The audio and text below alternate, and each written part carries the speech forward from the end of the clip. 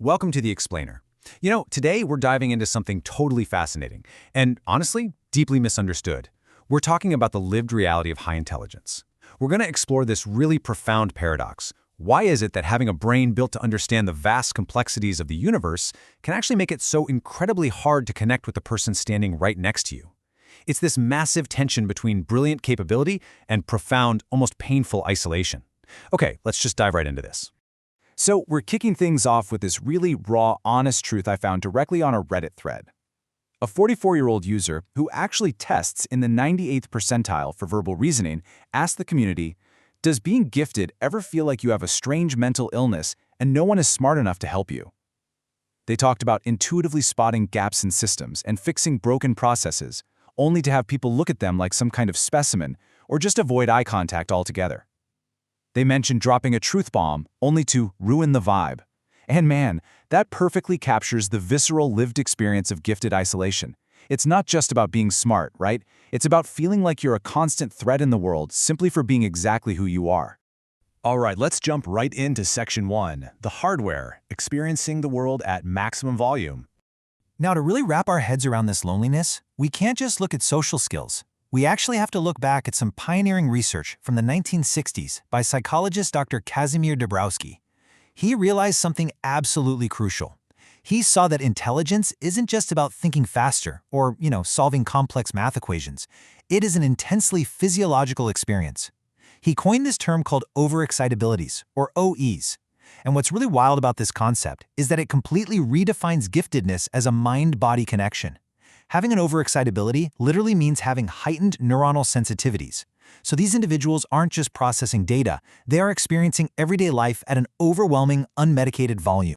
Dabrowski actually pinpointed 5 specific types of these overexcitabilities. First up, we've got psychomotor. Think really high energy, rapid speech, just this constant physical need to move. Then there's sensual, a super heightened awareness of the 5 senses, where something as simple as a scratchy clothing tag can feel literally unbearable. Intellectual overexcitability is that insatiable thirst for deep answers. It's the kid who just never ever stops asking why. Then there's imaginational, these incredibly rich inner lives, and daydreaming, but also massive, incredibly vivid fears. And finally, emotional overexcitability, feeling things so deeply that a hot dog falling to the ground might literally move them to tears. Because of these intense physical and emotional responses, highly intelligent children and adults are frequently misdiagnosed with ADHD, sensory processing disorders, or even bipolar disorder, when in reality, it's just their exceptionally wired minds reacting to the world. Moving on to Section 2, the evolutionary disconnect, the science of loneliness. Okay, so now that we've got a handle on the actual hardware of the gifted brain, let's talk evolutionary science. There's this massive study published in the British Journal of Psychology that looked at over 15,000 young adults. The researchers framed their findings around what's called the savanna theory of happiness. Basically, this theory says that our ancestors out on the African savanna needed close, tightly knit social groups just for basic survival, and so human brains evolved to reward us with happiness whenever we socialize. And for most people, that absolutely holds true today. More friends, more socializing equals more happiness. But this study turned that theory totally on its head for the gifted. It revealed a really striking paradox. Highly intelligent individuals actually report lower life satisfaction the more frequently they socialize with friends. So why exactly does this happen? Well, it's because highly intelligent people are uniquely wired to adapt to evolutionarily novel environments, like our modern, highly independent lifestyles. Their brains are built for complex, abstract problem solving, so low-stakes social rituals, think office small talk, neighborhood gossip, or repetitive group activities, they just don't satisfy them. In fact, these interactions usually feel like a frustrating distraction from their deep cognitive focus and their long-term goals. It's not that they're antisocial, they just prioritize a deep depth of engagement over a wide breadth of casual social contact. But hey, the friction doesn't just stop at what they prefer. A 2021 neuroimaging study gave us this incredible look into the literal physical reality of this disconnect. The study showed that lonely individuals process social information with completely idiosyncratic neural responses. To put that into everyday terms, this proves that highly analytical thinkers literally physically perceive the world differently from their peers. Finding mental peers isn't just about finding someone with similar hobbies, It is a massive statistical challenge of finding someone whose brain actually fires in a similar pattern. Because of this huge gap, intelligent folks often find themselves constantly masking who they really are just to fit in, simplifying their thoughts or totally suppressing their natural curiosity. And over time, this social camouflaging leads to sheer exhaustion in a state of deep existential isolation. This is exactly why we have to clearly separate these two concepts. Solitude is healthy. It's intentional, it's restorative, it's where deep work and creativity happen. Loneliness, on the other hand, is the painful perception that your social relationships are lacking or insufficient. A gifted person can literally be surrounded by a room full of people and still be absolutely drowning in loneliness. Which brings us to Section 3, the defense mechanism, building the ivory tower. Listen, when you chronically feel misunderstood, alienated, and just plain exhausted from all that masking, it is dangerously easy to build a fortress and retreat. Modern psychology, specifically highlighted recently in the Psychology Times UK, warns us against this really toxic trap, intellectual narcissism. This is what happens when accumulated data and knowledge transform from a tool for understanding the world into a weapon. It becomes a way to establish social hierarchies, to belittle others, and to just look down on everyone from an ivory tower. For the intellectual narcissist, a conversation isn't a shared exploration anymore. It's a victory zone where they can knock their rival out with a complex footnote.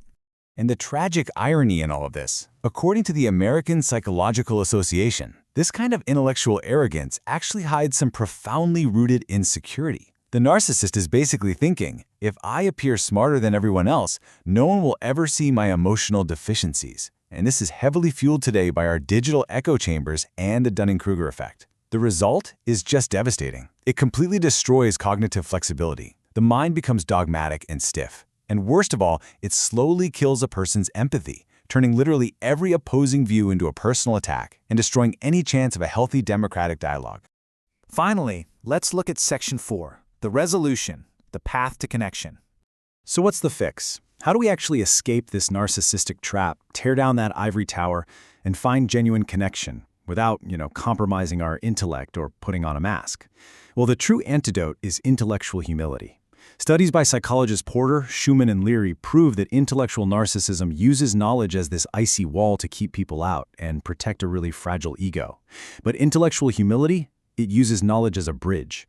It is the ability to accept your own cognitive errors and to actually value opposing views as enriching data rather than illogical attacks. Research shows this absolutely isn't a weakness. Treating knowledge as a bridge is the true sign of cognitive strength, high self-esteem, and actual genuine maturity. It turns out, true wisdom, kind of like Socrates figuring out he was the wisest because he realized he actually knew nothing, is all about vulnerability. It is the courage to admit when you just don't know something. It is the willingness to look at someone else and say, you know what, I don't know, could you explain it to me? That right there is how you learn to lower your defensive drawbridge to let other people in. You stop trying to prove your superiority and you start actually inviting connection.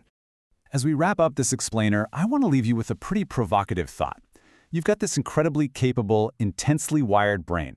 So are you going to keep using your gifted mind as this isolating shield to protect yourself from a world that doesn't always get you? Or are you going to take the bold, vulnerable step toward true, intellectually humble connection? How will you lower your own intellectual drawbridge today?